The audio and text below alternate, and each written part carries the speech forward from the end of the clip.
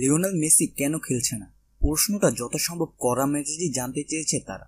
রীতিমতো চিঠি লিখে ব্যাখ্যা দাবি করেছে। কারা খেপেছে? না আর্জেন্টিনার কোনো সমর্থক নয়, পকেটে টাকা খরচ করে প্রীতি ম্যাচের ভেন্যুতে উড়ে যাওয়া কোনো দর্শকও নয়।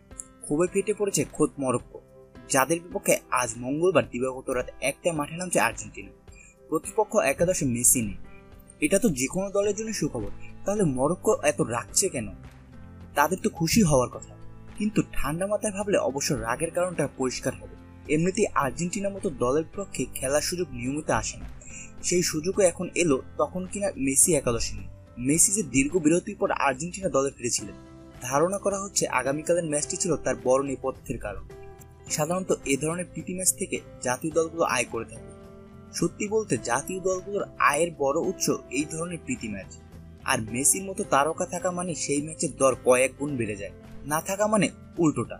সাধারণত আর্জেন্টিনার মতো দলের বিপক্ষে প্রীতি ম্যাচ খেলার চুক্তি করার আগে শর্ত দেওয়া থাকে মেসির মতো তারকাদের খেলাতে হবে, ন্যূনতম কত মিনিট খেলাতে হবে এমন উল্লেখও থাকে। মরক্কো এই ম্যাচের স্বাগতিক। ম্যাচটি খেলার জন্য আর্জেন্টিনাকে বেশ বড় অঙ্কের টাকা তারা দিয়েছে মেসি থাকবে ভেবেই। আর্জেন্টিনা ফুটবল সংস্থা এএফএ রয়্যাল মরক্কোর ফুটবল ফেডারেশন এফআরএম এর চুক্তিতে এই শর্ত ছিল বলে ধারণা করা হচ্ছে।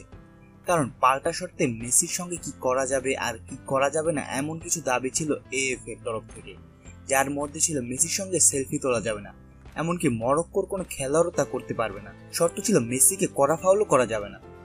মেসির এই ম্যাচটি খেলারই কথা ছিল, কিন্তু 9 মাস পর জাতীয় দলের জার্সিতে ফিরে মেসি দেখলেন দলটা আরো জঘন্য হয়ে গেছে। ভেনেজুয়েলার কাছে 3-1 গোলে হেরেছে। এই ম্যাচের পরেই জানিয়ে দেওয়া হয় মেসি গ্রয়েন বা কুচকিতে চোট পেয়েছেন, তাই পরের প্রীতি ম্যাচটি খেলবেন না। বার্সেলোনাও নিশ্চিত করেছে চোটের খবরটি। তবে এও শোনা যাচ্ছে 30 মার্চ মেসি নাকি এসপিনালের বিপক্ষে ডার্বি ম্যাচটি খেলবেন।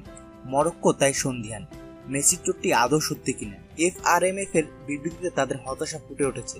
গত শনিবার আমরা একটা চিঠি পেয়েছি এই ম্যাচে আয়োজনের যে এজেন্টের সঙ্গে কথা বলেছিলাম তার কাছ থেকে। সেই চিঠিতে আনুষ্ঠানিকভাবে জানানো হয়েছে এই ম্যাচে মেসি খেলবেন।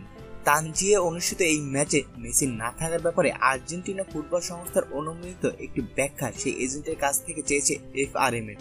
এই ম্যাচ আয়োজনের ব্যাপারে এফআরএমএফ যেসব শর্ত রাজি হয়েছিল তার কোনো মূল্যই তো থাকলো না, কারণ আর্জেন্টিনা তাদের সেরা দলটাকে খেলাবে বলে কথা ছিল। আমাদের ভিডিওটি ভালো লাগলে অবশ্যই চ্যানেলটি সাবস্ক্রাইব করুন এবং পরবর্তী ভিডিও দেখতে বেল আইকনে ক্লিক করুন। ধন্যবাদ।